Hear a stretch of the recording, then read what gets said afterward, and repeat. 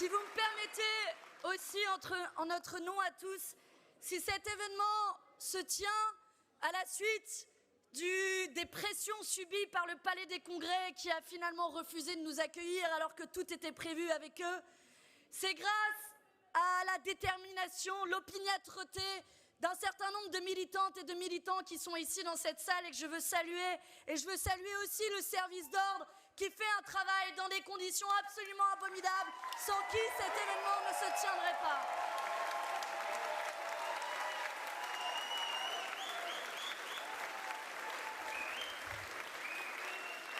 Et comment ne pas dire un mot pour le lieu qui nous accueille, le phare Citadelle. C'est aujourd'hui notre citadelle à bien des égards, notre forteresse assiégée par ceux qui veulent faire taire les voix de la Palestine. On en a besoin comme lieu refuge. Alors merci à vous de montrer qu'il est possible encore dans cette ville de Strasbourg d'avoir une parole folle pour la Palestine. Merci le phare Citadelle.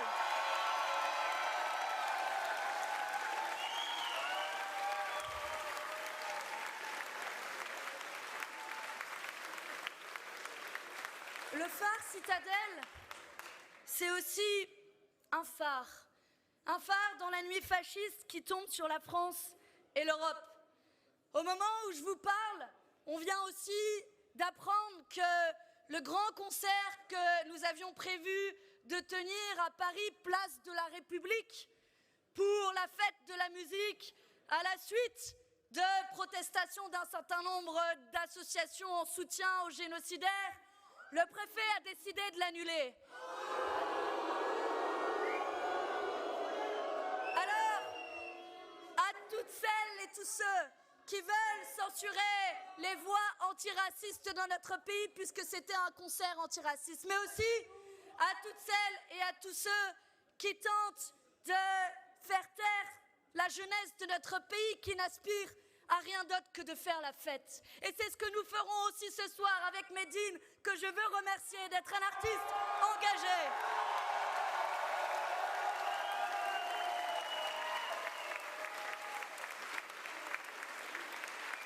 Alors, je vais vous parler de ce phare, ce lumière de la justice face à l'obscurité morale d'Israël.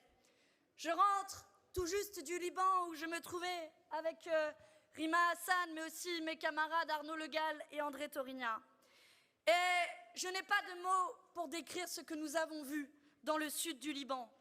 Ce sont des villages entiers qui sont rasés, c'est 1,2 million de personnes qui sont déplacées, ce sont 12 enfants qui sont tués ou blessés chaque jour. Et j'avais ramené ce matin au Parlement européen tout ce qu'il reste d'une école maternelle qui a été bombardée, un tout petit bout de Lego. Voilà le résultat de l'armée la plus immorale du monde entier. Détruire des écoles maternelles, s'en prendre à des centres pour personnes en situation de handicap.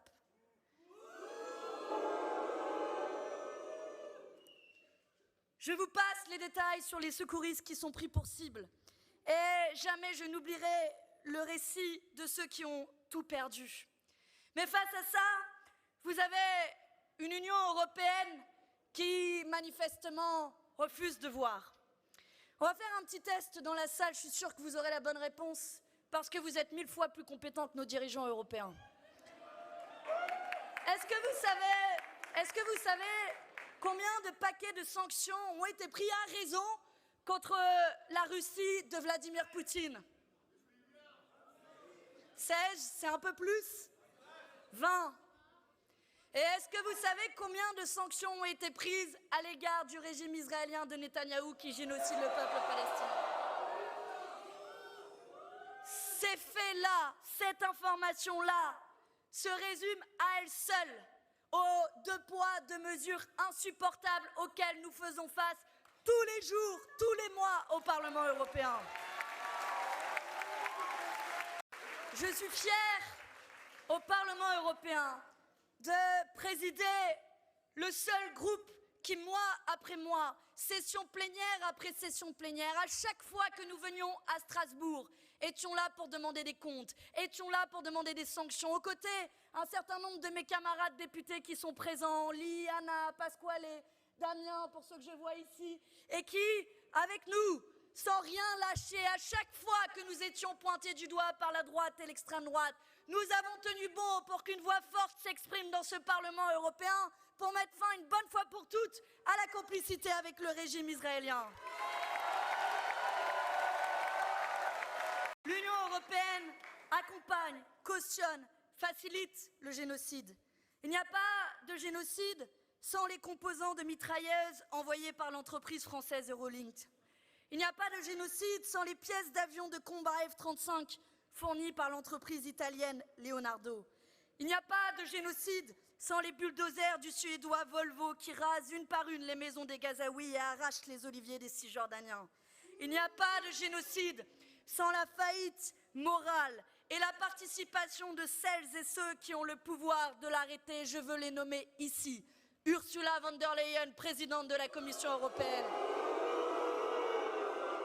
Emmanuel Macron, président français. Et ce n'est pas comme s'il n'avait pas le pouvoir. Cet accord d'association, c'est la pierre angulaire des relations entre l'Union européenne et Israël, qui fait de l'Union européenne le premier partenaire commercial d'Israël. C'est en pratique plus de 70 milliards d'euros de biens et de services qui sont échangés entre l'Union européenne et Israël. Oui, je l'affirme ici, notre argent, votre argent, finance directement le génocide en Palestine. Et c'est précisément contre ça que nous avons lancé notre initiative citoyenne européenne. Et le comble de l'ironie, c'est qu'un article prévoit bien dans cet accord d'association le fait de lier cet accord au respect des droits humains. Pardon ? Mais les droits humains ne sont pas allègrement violés en Palestine et au Liban quand vous avez un mandat d'arrêt international qui est lancé contre le dirigeant israélien Benjamin Netanyahou. En réalité, la seule vraie question que j'ai envie de vous poser, c'est quand il y a eu plusieurs centaines de milliers de morts et de blessés en Palestine comme au Liban. Qu'est-ce qu'il vous faut de plus? Combien de morts? Combien de déplacés? Combien de personnes privées de nourriture, d'eau, juste d'un toit sur la tête? Combien il vous faut? Dites-moi un chiffre avant d'agir.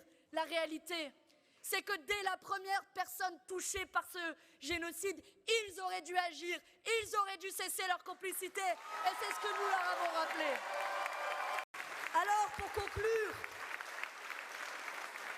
cette initiative citoyenne européenne, ce n'est pas un simple appel, ce n'est pas une simple pétition, c'est un mandat massif et catégorique. Vous pouvez encore la faire signer le plus largement possible jusqu'au 15 juillet. Une fois cette date passée et l'initiative déposée, oui, la Commission européenne aura 6 mois pour réagir, 6 mois pour répondre. Mais je vous propose qu'on fasse quelque chose ensemble ce soir, que nous envoyions un message très fort à la Commission européenne en lui disant qu'il ne faudra pas attendre 6 mois parce qu'il n'y a pas un jour, pas une heure, pas un mois à perdre pour mettre fin au génocide en Palestine.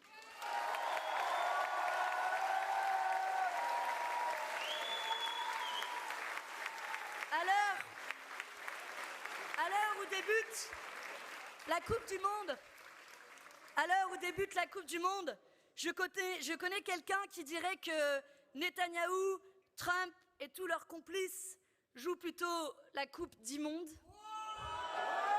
Vous l'aurez reconnu. J'espère que Médine va nous chanter ça. Mais je veux terminer par ce petit mot d'espoir. Parce que face à l'horreur, il y a parfois de quoi désespérer ou se résigner. Mais je veux dire ici en notre nom à tous et votre nombre en est la preuve. Tant qu'il y aura un enfant palestinien à sauver, une famille à protéger, une terre à défendre, un peuple à libérer, alors nous continuerons. Nous continuerons et nous ne lâcherons rien. Je veux vous laisser avec ces mots d'espoir du grand poète Mahmoud Darwish qui disait « L'espoir est la maladie incurable des Palestiniens. Notre fardeau. Je refuse l'esprit de défaite et m'accroche à l'espoir fou que la vie, l'histoire, la justice ont encore un sens.